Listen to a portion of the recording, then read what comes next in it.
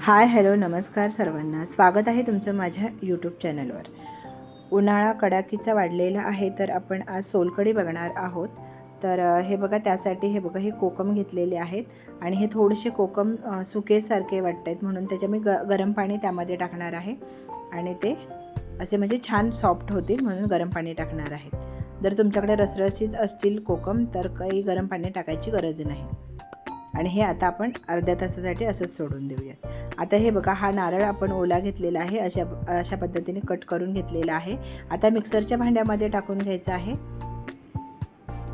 आणि व्यवस्थित असा पहिल्यांदा न पाणी टाकताच असंच फिरवून घ्यायचं आहे.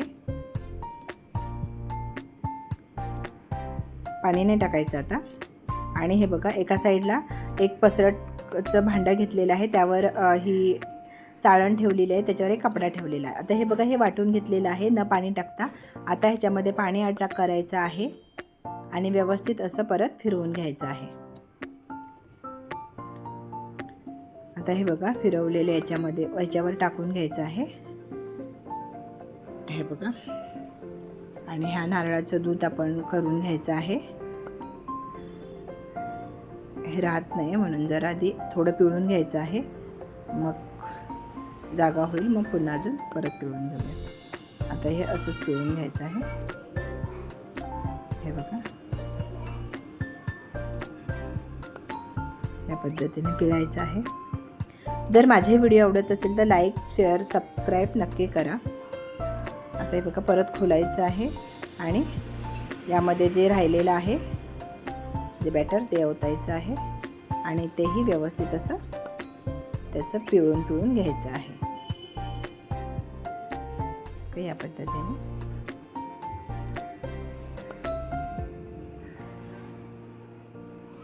कसं पिळून घ्यायचं आहे. आणि हे परत आता हा जो उरलेला किस आहे, जो चौथा, तो परत एकदा मिक्सरच्या भांड्यामध्ये टाकून घ्यायचा आहे आपल्याला. आणि अजून पाणी ॲड करूयात त्याच्यामध्ये. हे बघा, आता हे काढून घ्यायचं आहे व्यवस्थित आणि पाणी ॲड करूयात आणि एकदा परत मिक्सरला फिरवून घ्यायचं आहे. हे बघा, आता हे फिरवलेलं बॅटर ह्याच्यामध्ये ओतून घ्यायचं आहे व्यवस्थित. हे बघा, आता ओतलेलं आहे सगळं. आता छान पद्धतीने व्यवस्थित असं घट्ट पिळून घ्यायचं आहे. हे बघा, आता घट्ट असं पिळून घ्यायचं आहे. परत आपल्याला आता नाही हे करायचं, दोनदा पाणी टाकून हे मिक्सरला लावून घ्यायचं आहे. आता आलेला आहे बऱ्यापैकी सगळा रस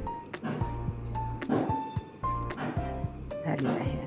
आता हे तुम्ही वाटणामध्ये वापरू शकता, जर म्हणजे ॲड करायचं, थोडंसं सुकवायचं आणि वाटण आपण करतो त्याच्यामध्ये ॲड करू शकता. हे आता हे बघा, आलं घेतलेलं आहे, लसूण घेतलेलं आहे आणि मिरची घेतलेली आहे. आता हे छान असं वाटून घ्यायचं आहे. आता ह्याच्यामध्ये थोडंसं पाणी ॲड करूयात आणि परत वाटून घ्यायचं आहे. आता हे बघा, हे परत या चाळणीवरून चाळून घ्यायचं आहे. हे बघा, आता थोडं मिक्सरच्या भांड्यामध्ये अजून पाणी टाकूयात आणि ते पाणी ह्याच्यावर ओतून घ्यायचं आहे. आता हे पण व्यवस्थित असं दाबून असं पिळून पाणी जितकं येईल तेवढं काढून घ्यायचं आहे. आता हे बघा, आपण जे कोकम ठेवलेलं होतं ना, अर्धा तास झालेला आहे त्याला, आणि छानपैकी असं कुस्करून घ्यायचं आहे याला, म्हणजे त्याचा आगळ व्यवस्थित निघून जाईल.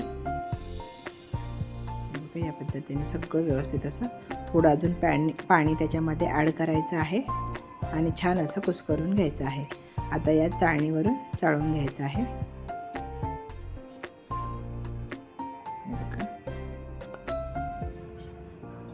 या पद्धतीने असं व्यवस्थित पिळून घ्यायचं आहे. जितकं निघेल तेवढं काढून घ्यायचं ह्याचं आगळ. कोकणामध्ये ना हे आगळ असं बॉटलमध्ये मिळतं आणि तेही वापरलं तरीही चालून जाईल. माझ्याकडे ते नव्हतं म्हणून मी हे कोकमचं आगळ केलेलं आहे. आता व्यवस्थित असं मिक्स करून घ्यायचं आहे. हे बघा असं छान ढवळून घ्यायचं आहे. आता त्यामध्ये 4 चमचे साखर टाकायची आहे.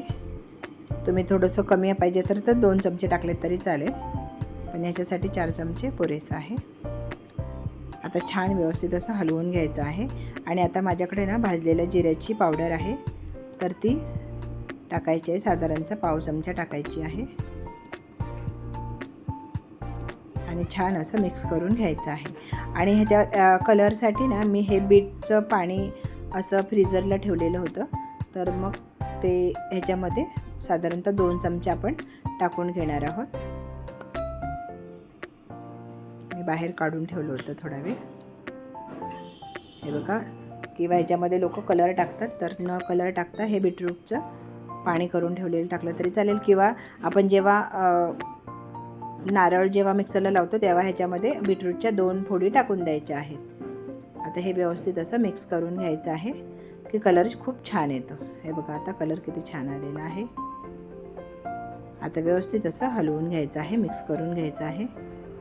आता थोडीशी कोथिंबीर घ्यायची आहे, ती अशी बारीक करून त्याच्यावर टाकून घ्यायची आहे.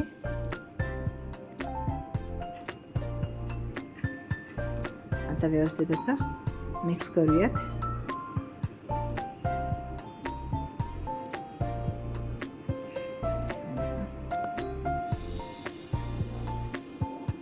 रेडी आहे. आता बघा आपण याच्या एका ग्लासमध्ये ओतून घ्यायचं आहे.